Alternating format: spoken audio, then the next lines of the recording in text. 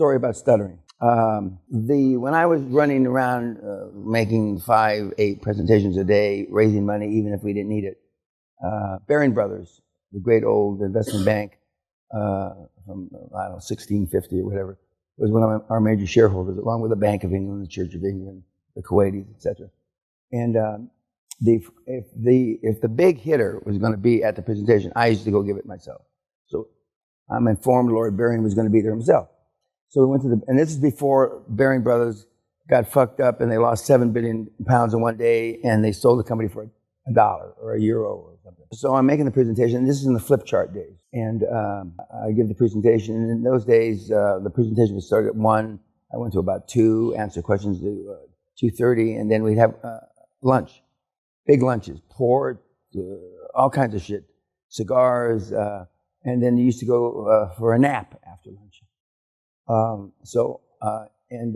The European style is when you have a guest, especially an important guest, which I was perceived to be, you'd walk him to the elevator, walk him to the lift. So Lord Baring and I are walking down this hall about as long as this room is, all the way to the other end. And on both sides, they've got Van Goghs and Renoir paintings, and tens of millions, if not hundreds of millions.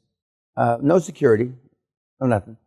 So as we get to the lift, and I back into the lift, like a Alfred Hitchcock movie, here's the doors, and I back in. I said, just as I'm backing, I said, Lord Baring, is there anything that I can do to make my presentation more succinct, etc.? And he leaned into the elevator and says, Mr. Peña, learn how to stutter. And then the elevator closed. So the elevator's going down from the 8th or 9th floor, and I'm saying, what the fuck's this old fuck thing learn how to stutter?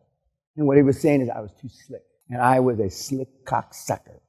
5 months later, I'm back, like selling pencils again with my hand out, looking for money. And I started, and Peter Gunn, who was the chief investment officer, and they were all there.